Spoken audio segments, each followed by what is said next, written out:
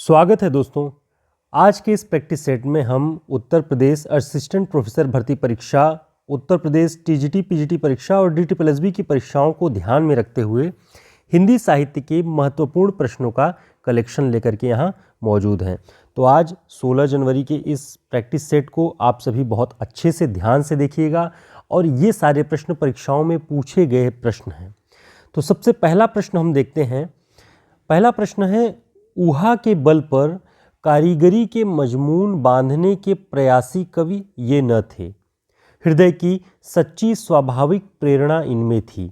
आचार्य रामचंद्र शुक्ल की यह टिप्पणी किस रीतिकाल के कवि के लिए है। अब देखिए, ये प्रश्न में ही बताया गया है कि किसी एक रीतिकाल के कवि के लिए ये कहा गया है। और ये पंक्ति किसके लिए कही गई है? ऑप्शन में है घनानंद, पद्माकर, कुलपति मिश्र, सेनापति। तो इसका सही उत्तर क्या होगा? इसका सही उत्तर है पद्माकर।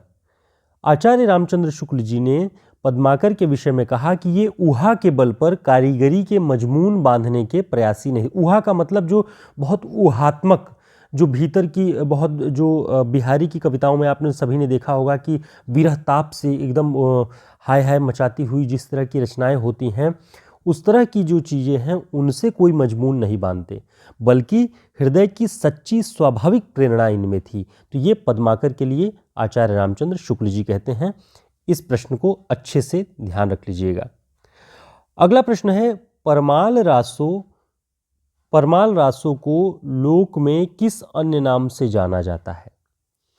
तो इसका सही उत्तर क्या होगा? ऑप्शन में है ढोला मारूरा दूहा, आल्हाखंड, वसंत विलास, जयचंद्र प्रकाश। तो इसका सही उत्तर क्या होगा? इसका सही उत्तर है आल्हाखंड। परमाल रासो का आल्हाखंड बहुत प्रसिद्ध है और एक तरह से उसका एक पर्याय के रूप में ही परमाल रासो का ही हो गया है। और परमाल रासो किसकी रचना है, ये कमेंट बॉक्स में आप बताएंगे। अगला प्रश्न है, आचार्य रामचंद्र शुक्ल जी ने अपने हिंदी साहित्य के इतिहास ग्रंथ में तुलसीदास द्वारा रचित रचनाओं की संख्या कितनी बताई है? ऑप्शन 16, 12, 10, 9। तो इसका सही उत्तर क्या होगा? इसका सही उत्तर है 12। आचार्य रामचंद्र शुक्ल जी ने अपने हिंदी साहित्य के इतिहास, जो उनका ग्रंथ है, उसमें तुलसीदास जी की रचनाओं की कुल संख्या, उनके द्वारा रचित कुल ग्रंथों की संख्या 12 बताई हुई है। तो आपको इसे ध्यान रखना है। दोस्तों, इस तरह के सभी प्रैक्टिस सेट और one liner notes total 170 page में हमारे हिंदी साहित्य के शॉर्ट नोट्स में आपको मिल जाएंगे। आप हमारे इस नंबर पर संपर्क करके इस नोट्स को प्रिंट रूप में ऑर्डर कर सकते हैं और एक सप्ताह के अंदर बाय स्पीड पोस्ट आपको ये मिल जाता है। देखते हैं अगला प्रश्न। अगला प्रश्न है, निम्नलिखित में से किस इतिहास लेखक ने रीतिकालीन काव्य को 3 श्रेणियों में, रीतिबद्ध, रीतिसिद्ध और रीतिमुक्त में विभाजित किया है? ऑप्शन है मिश्रबंधु, विश्वनाथ प्रसाद मिश्र, रामचंद्र शुक्ल, रामकुमार वर्मा। तो इसका सही उत्तर क्या होगा? इसका सही उत्तर है विश्वनाथ प्रसाद मिश्र। विश्वनाथ प्रसाद मिश्र जी ने रीतिबद्ध, रीतिसिद्ध और रीतिमुक्त, इन 3 श्रेणियों में रीतिकाल के कवियों को बांटा हुआ है। आप सभी को लग सकता है कि आचार्य रामचंद्र शुक्ल जी इसका सही उत्तर होगा, लेकिन शुक्ल जी ने, आप अगर देखेंगे उनके हिंदी साहित्य का इतिहास को, तो उसमें रीति ग्रंथकार कवि और अन्य कवियों की श्रेणी के रूप में इसे विभाजित किया हुआ है। रीतिबद्ध, रीतिसिद्ध और रीतिमुक्त विश्वनाथ प्रसाद मिश्र जी ने किया हुआ है, इसे ध्यान रखिएगा। ये राजस्थान असिस्टेंट प्रोफेसर भर्ती परीक्षा में ये प्रश्न पूछा गया है। अगला प्रश्न है, चरणदासी संप्रदाय का अन्य नाम क्या है? ऑप्शन शुक संप्रदाय, गूदड़ संप्रदाय, लाल पंथ, अलखिया संप्रदाय। तो चरणदासी संप्रदाय का अन्य नाम क्या है? इसका सही उत्तर है शुक संप्रदाय। चरणदासी संप्रदाय का अन्य नाम है शुक संप्रदाय। ध्यान रखेंगे इन सारे प्रश्नों को। सामान्य लगने वाले प्रश्न, छोटे लगने वाले प्रश्न, लेकिन बहुत महत्वपूर्ण, ये आपके नंबर की स्कोरिंग में बहुत काम आने वाले प्रश्न हैं, जो पंक्तियों से, कथनों से पूछे जाने वाले प्रश्न होते हैं वो सभी के लिए थोड़े टफ होते हैं। जिन लोगों ने पढ़ा होता है वो बहुत अच्छे से उसका आंसर कर लेते हैं, लेकिन जो ये वन लाइनर टाइप के प्रश्न होते हैं, जो एक शब्द में जिनके आंसर आ रहे हैं, ऐसे प्रश्नों को गलत करना आपकी स्कोरिंग को कम करता है, नंबर की स्कोरिंग को काफ़ी कम कर देता है। इसलिए ऐसे प्रश्नों को गलत नहीं करना है। ये प्रश्न देखते हैं, यह केवल राजनीतिक संघर्ष का काल नहीं था, केवल सामाजिक शक्ति में एक दूसरे से टकराने का भी समय नहीं था, बल्कि एक नवीन युग के जन्म लेने का समय था। आधुनिक काल की पृष्ठभूमि पर उक्त विचार किसके हैं? वो कहते हैं कि यह केवल राजनीतिक संघर्ष का काल नहीं था, सामाजिक शक्तियों के टकराने का काल नहीं था, बल्कि एक नवीन युग का उदय हो रहा था। ऐसा मत आधुनिक काल के बारे में कौन रखता है? इसका सही उत्तर क्या होगा?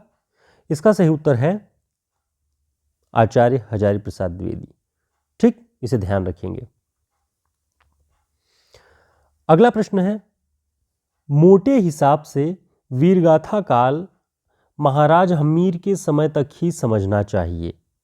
उक्त कथन किसका है? ऑप्शन रामकुमार वर्मा, हजारी प्रसाद द्विवेदी, मिश्र बंधु, रामचंद्र शुक्ल। तो इसका सही उत्तर क्या होगा?